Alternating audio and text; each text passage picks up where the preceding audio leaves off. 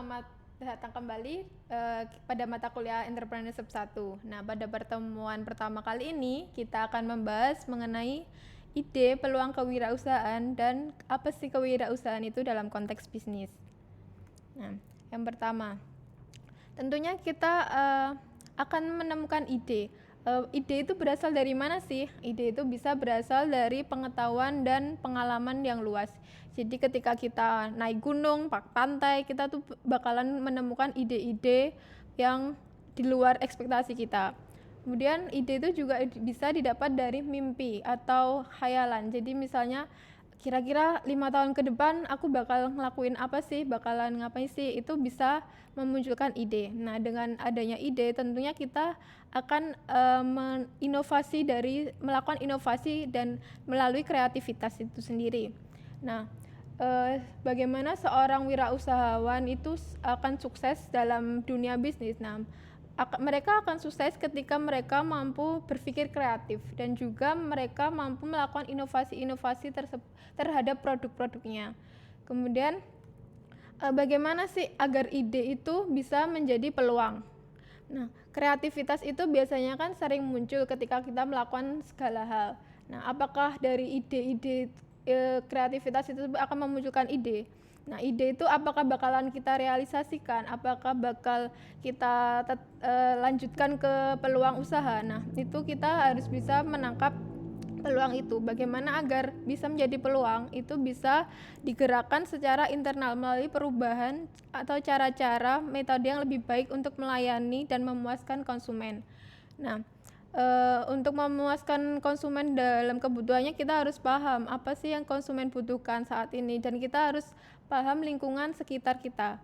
Dimana misalnya nih ketika masa pandemi saat ini tentunya kita sebagai orang yang akan terjun di dalam dunia bisnis kita harus paham apa sih yang dibutuhkan konsumen, yang dibutuhkan masyarakat. Nah, masyarakat saat ini membutuhkan masker. Nah, kita dari dulu sebelum awal pandemi kita kehabisan stok masker, kemudian stok hand sanitizer. Nah, kemudian banyak wirausahawan atau pengusaha-pengusaha itu mereka mulai menciptakan masker, terus menciptakan masker dengan bahan material yang bagus. Kemudian saat ini masker itu malah sekarang udah ada strap mask-nya. Jadi inovasi-inovasi tersebut sangat diperlukan bagi dalam dunia bisnis, apalagi untuk terjun ke dunia bisnis ini. Kemudian ide itu dapat dihasilkan dalam bentuk produk dan jasa baru. Setelah itu, ide dapat dihasilkan dalam bentuk modifikasi pekerjaan yang dilakukan atau cara melakukan pekerjaan. Jadi misalnya setelah kita menetapkan ide, misalnya mau jualan roti. Nah, kalau roti pesaing A itu model pelayanannya seperti ini, maka kita harus membuat pelayanan yang berbeda dari pesaing. Jadi itu bisa dinamakan modifikasi dari pekerjaan atau ide yang tercantum. Nah, untuk mengembangkan ide dari suatu produk itu harus ada mengenali kebutuhan masyarakat sekitar. Seperti contohnya tadi untuk masker, kemudian memperbaiki produk yang sudah ada. Misalnya ketika kita mau kita jalan-jalan ke mall, terus kita kita beli roti. Nah, rotinya tuh kok rasanya enak sih, tapi kok menurutku kok kurang ini. Nah, itu kan muncul ide. Nah, ide tersebut kita bisa menuangkan dalam bentuk tindakan. Oh, nanti kalau aku buat roti bakal aku tambahin bumbu ini gitu, seperti itu. Kemudian kombinasikan industri yang sudah ada. Jadi mereka menggabungkan dua contoh industri, misalnya industri komputer dan industri musik. Kemudian mereka harus memahami kecenderungan yang akan dihadapi. Jadi karena lingkungan yang berubah, demografi masyarakat berubah, gaya hidup berubah, dan maka sebagai seorang wirausahawan kita harus mampu mengikuti perkembangan tersebut. Dan adanya peduli terhadap segala sesuatu. Dimana ketika kita melakukan kegiatan sehari-hari kita sering abai terhadap lingkungan sekitar. Kita melakukan halnya dengan normal, tapi kalau kita peduli dengan terhadap lingkungan sekitar, maka kita bisa menemukan ide-ide. Jadi misalnya kita bisa membuat misalnya dari masalah dari sampah, kok lingkunganku banyak sampah ya, lingkunganku kok gini ya, terus nanti kita bakalan punya ide, aku bakalan menciptakan produk dengan kemasan yang ramah lingkungan, seperti itu. Dan mempertanyakan asumsi-asumsi, dimana sebelum kita untuk memulai usaha kita harus mempertimbangkan beberapa pertanyaan. Apakah nanti usahaku ini cocok ya sama gaya hidup masyarakat? Kalau misalnya masyarakat sarapannya nasi, apakah nanti aku bisa ya menciptakan rotiku ini dimakan sebelum dimakan nasi, seperti itu. Kemudian yang terakhir adalah menemukan nama. Jadi nama yang kita ciptakan dari dalam sebuah produk itu tidak boleh sama dengan nama yang dimiliki orang lain. Setelah menemukan nama, maka kita mengembangkan lagi bagaimana agar nama tersebut bisa diterima oleh masyarakat. Nah, peluang dalam kewirausahaan. Dan di sini adanya menciptakan produk baru yang berbeda. Nah, produk yang baru itu harus berbeda dengan produk yang ada di pasar. Kemudian harus menciptakan nilai bagi penggunanya. Jadi produk A ini harus punya manfaat bagi pelanggan, misalnya tadi dari segi harga, dari harganya itu dapat bersaing dengan pesaing lain, seperti itu. Kemudian mengamati pintu peluang. Seorang wirausaha itu harus mengamati potensi-potensi yang dimiliki oleh pesaing. Jadi misalnya ketika pesaing itu melakukan promosi A, apakah kita bakalan menirukan promosi A tersebut, promosi dari pesaing A, atau kita bakal merubah dari promosi A tersebut. Kemudian analisis produk dan proses produksi secara mendalam. Jadi kita harus mengetahui jumlah dan kualitas produk yang dihasilkan, dan juga apakah biaya yang dikeluarkan itu efisien. Kita mempunyai produknya berapa sih dalam 1 bulan itu, kemudian kualitasnya bagaimana, apakah lebih bagus dari pesaing ataukah lebih jelek. Kemudian menaksir biaya awal, dari mana sih sumber dari bisnis kita, dana dari bisnis kita ini, kemudian dana-dana tersebut bisa digunakan untuk apa aja sih, kalau untuk produksi sekian, kalau untuk pemasaran nanti sekian. Jadi kita harus mengelola modal awal kita dan memperhitungkan resiko yang mungkin terjadi. Jadi tadi kan wirausahawan itu harus mempertimbangkan resiko, harus mampu menghadapi resiko. Resiko apa aja sih yang mungkin dihadapi, yaitu resiko finansial. Itu akibat adanya resiko yang timbul akibat adanya ketidakcukupan finansial, baik dalam pengembangan produk baru maupun setelah menciptakan produk baru. Kemudian resiko teknik, resiko yang berhubungan dengan proses pengembangan produk yang apakah cocok sesuai dengan apa yang diharapkannya. Resiko pesaing, resiko yang timbul akibat adanya kemampuan pesaing untuk mempertahankan brandnya atau produknya.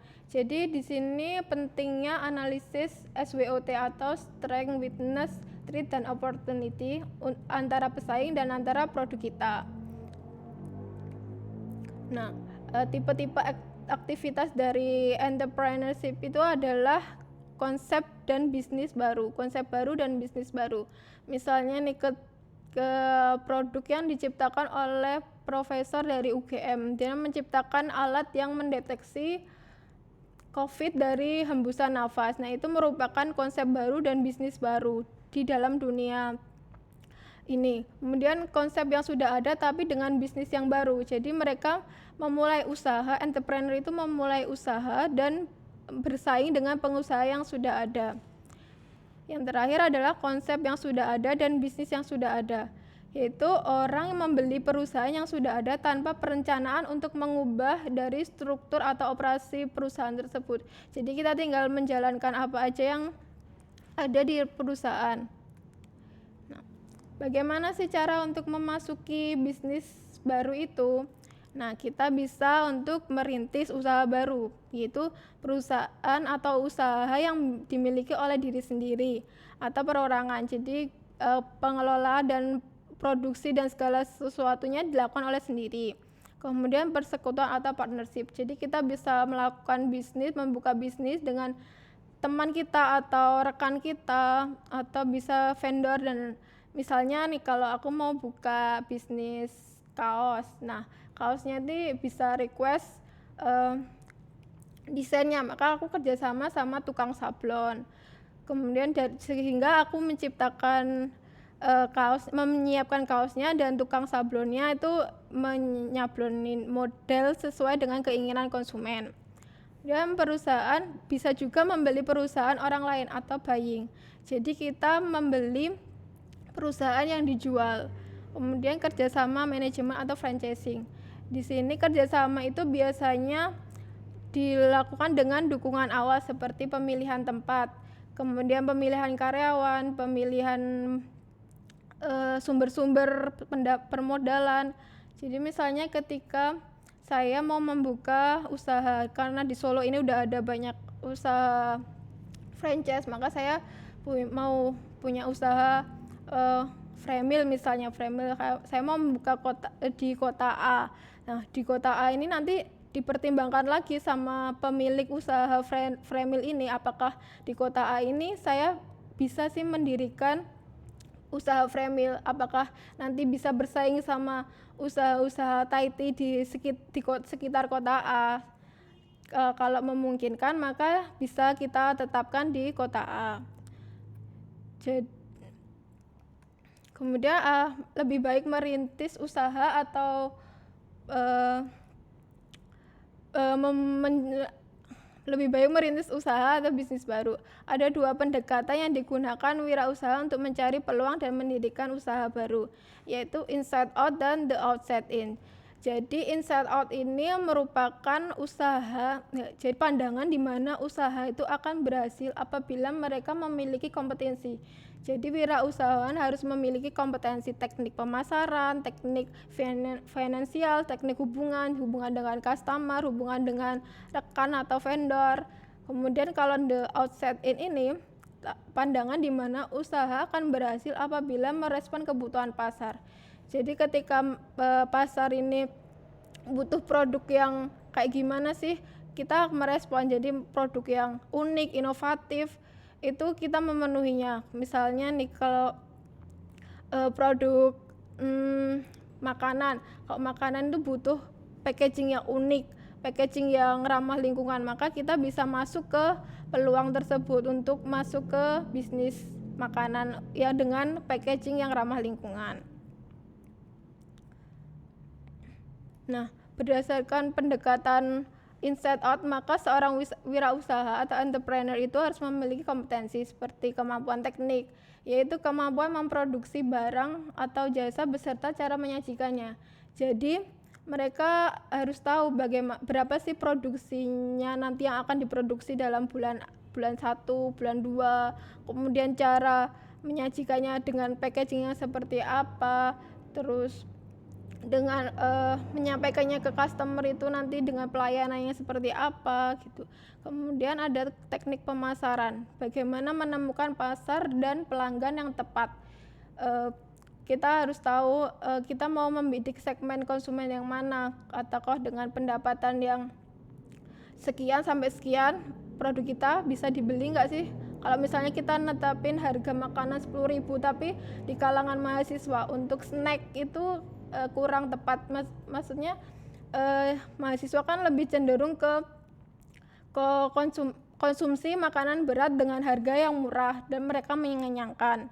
Maka kalau untuk masukin keripik dengan harga 10.000 dengan jumlah berat yang sedikit, maka itu dianggap mahasiswa mahal. Maka kita bisa mencari segmen dengan pendapatan yang lebih tinggi. Kemudian ada kemampuan finansial. Bagaimana cara seorang wirausahawan itu memperoleh dana dan cara menggunakannya. Jadi misalnya mereka punya dana 100.000 dari tabungan. Nah, 100.000 dari tabungan itu bisa digunakan untuk produksi berapa sih, untuk pemasaran nanti habis berapa, misalnya pemasarannya habis 2.000, kemudian produksinya habis 20.000, maka kan masih sisa. Nah, itu harus dikelola untuk kebutuhan lain. Nah, yang terakhir ada kemampuan berhubungan, yaitu mencari dan mengembangkan nilai relasi beserta kemampuan komunikasi. Jadi di sini sangat penting seorang wirausahawan itu dapat bernegosiasi atau komunikasi dengan rekan itu lancar. Nah, hal apa sih yang harus diperhatikan dalam merintis usaha baru? Nah, yang pertama tentunya kita mempertanyakan bidang dan jenis usaha apa yang dimasuki. Nah, misalnya di sini ada beberapa bidang yang bisa dimasukin. Yang pertama dalam pertanian, bisa kita memasuki dalam bisnis kehutanan, pertanian, perikanan, atau bahkan perkebunan. Kemudian ada bidang pertambangan, manufacturing atau fabrikasi, konstruksi, perdagangan, jasa keuangan. Misalnya kita buka, karena kita jurusan akuntansi, kita belajar akuntansi, maka kita bisa membuka jasa konsultasi untuk produk ini nanti. Jadi kita bisa menganalisis bagaimana dari sisi keuangannya. Kemudian ada jasa perorangan, jadi misalnya kita buka laundry, terus buka salon gitu. Kemudian ada jasa umum dan jasa wisata. Jasa wisata itu kita bisa menyediakan bisnis, mencari peluang di dalam akomodasi transportasi, atau juga bisnis tour and travel, untuk misalnya travel ke Bromo dengan harga 250 per pack. Nah, itu dengan syarat dan ketentuan berlaku, dan ini bisa kita masuk dengan sangat mudah. Nah, kemudian kita harus menentukan bentuk usaha dan kepemilikan usaha yang akan dipilih. Apakah usaha yang kita pilih itu nanti usaha perorangan, persekutuan, perseroan, dan bahkan atau firma. Nah, di mana kalau perusahaan perorangan itu mereka mendirikan usaha untuk dirinya sendiri dan dia kelola sendiri. Ini kalau persekutuan tentunya harus ada sekutu umum dan sekutu terbatas. Perseroan itu perusahaan yang anggotanya terdiri atas pemegang saham yang memiliki tanggung jawab terbatas pada modal yang disetor. Misalnya saya punya setor modal 20%, maka saya hanya mempunyai wewenang sebanyak 20% dari jumlah apa yang harus dibagikan. Kemudian firma menjalankan usaha di bawah nama bersama. Apabila untung maka dibagi berdua atau sesama anggotanya. Apabila rugi maka harus ditanggung bersama juga. Nah, kemudian yang ketiga tentunya kita harus memilih tempat usaha yang akan dipilih. Ada beberapa pertanyaan yang kita harus jawab. Apakah tempat usaha tersebut mudah dijangkau oleh konsumen? Apakah tempat tersebut dekat dengan sumber tenaga? Apakah dekat dengan akses bahan baku? Dalam pemilihan tempat usaha perlu dipertimbangkan aspek efisiensi dan efektivitas. Jadi lokasi tersebut harus mudah dijangkau dan efisien bagi perusahaan maupun konsumen. Nah, kemudian ada lingkungan usaha yang akan berpengaruh. Kita harus mempertimbangkan lingkungan usaha baik dari sisi makro maupun mikro. Nah, dari sisi mikro itu sendiri ada karyawan, pelanggan, pemasok, dan penyalur. Pemasok ini berkepentingan untuk menyediakan bahan baku. Produk yang kita hasilkan itu bisa berkualitas apabila bahan baku yang dipasok dari pemasok itu juga berkualitas. Kemudian pemasok tersebut apakah mendatangkan barangnya tepat waktu dan juga bisa memenuhi selera pasar yang kita miliki. Jadi misalnya kita punya usaha warung makan lele, maka kita harus mencari pemasok lele dengan harga yang sangat bisa terjangkau untuk bisnis kita, dan sehingga kita bisa mendapatkan untung lebih baik, lebih banyak. Dan juga berapa sih nanti kebutuhan leleku yang harus dipasok dari pemasok tersebut, itu harus dipenuhi dari supplier. Kemudian penyalur ini berarti distributor harus bisa menyalurkan barang kita ke konsumen. Jadi kita ketika distributor mengalami hambatan, maka produk kita juga akan mengalami hambatan ke konsumen. Pentingnya penjualan itu memerlukan distributor, karena apabila distributor itu kurang mendapatkan manfaat dari kita, maka mereka juga akan dapat menghambat penyaluran barang dari kita untuk konsumen. Kemudian adanya karyawan. Tentunya karyawan ini adalah orang yang dilihat dari perusahaan kita, mencerminkan perusahaan kita atau mencerminkan usaha kita. Ketika karyawan kita menerima manfaat dari usaha kita, misalnya gajinya cukup, jenjang karirnya cukup, maka mereka juga akan melayani konsumen dengan baik. Kemudian adanya pelanggan. Nah, pelanggan ini sangat penting sekali bagi usaha, di mana kita harus memiliki selera memenuhi selera pelanggan. Jadi ketika pelanggan merasa puas, maka mereka akan bertahan di produk kita atau tidak beralih ke produk pesaing. Nah, adanya faktor lingkungan makro itu ada inflasi, teknologi, demografi, gaya hidup, dan sosiopolitik, di mana inflasi ini tentunya sangat berpengaruh terhadap usaha kita. Ketika harga barang naik di lingkungan itu, maka kita harus menyesuaikan juga apakah nanti bakalan diterima konsumen dengan harga kita yang tetap, atau kita harus menaikkan harga sesuai dengan harga pada umumnya, harga pasar. Kemudian adanya teknologi. Nah, teknologi ini kan sangat mudah berkembang. Nah, makanya kita harus selalu mengikuti perkembangan zaman. Misalnya zaman dahulu orang itu buat keripik itu dengan pisau yang tajam. Nah, sekarang mereka bisa membuat dengan menciptakan mesin yang bisa membuat keripik singkong dengan sangat cepat dan lebih tipis atau ukurannya seragam. Kemudian demografi itu kita harus bisa mengikuti perkembangan juga, di mana ketika gaya hidup berubah, gaya hidup masyarakat berubah, keinginan berubah, kemudian itu kita harus bisa menyesuaikannya dengan pasar.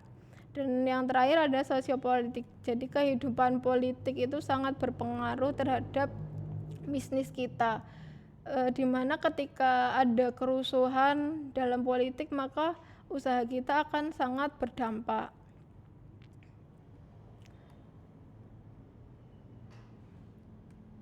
Nah, yang terakhir adalah organisasi usaha yang akan digunakan. Apakah kita bakalan memilih organisasi yang bagaimana sih dalam mengelola bisnis kita? Nah, untuk organisasi ini tergantung besar kecilnya usaha.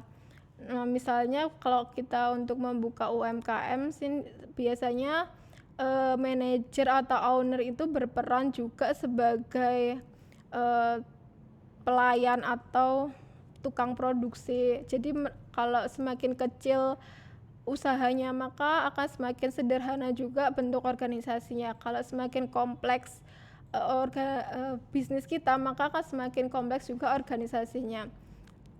Misalnya semakin besar perusahaan, maka mereka memerlukan lini-lini dari orang-orang atau organisasi yang mereka butuhkan. Jadi mereka memerlukan yang lebih spesifik. Misalnya untuk produksi ini harus ada orangnya berapa orang, terus kalau untuk R&D berapa orang, terus untuk pemasaran berapa orang. Jadi semakin kompleks, maka semakin banyak orang yang atau organisasi yang akan semakin besar. Nah, untuk pertemuan kali ini cukup sekian. Nanti ketika ada pertanyaan bisa kita diskusikan lagi melalui WA atau video, atau bisa juga disampaikan melalui Google Classroom. Terima kasih. Wassalamualaikum warahmatullahi wabarakatuh.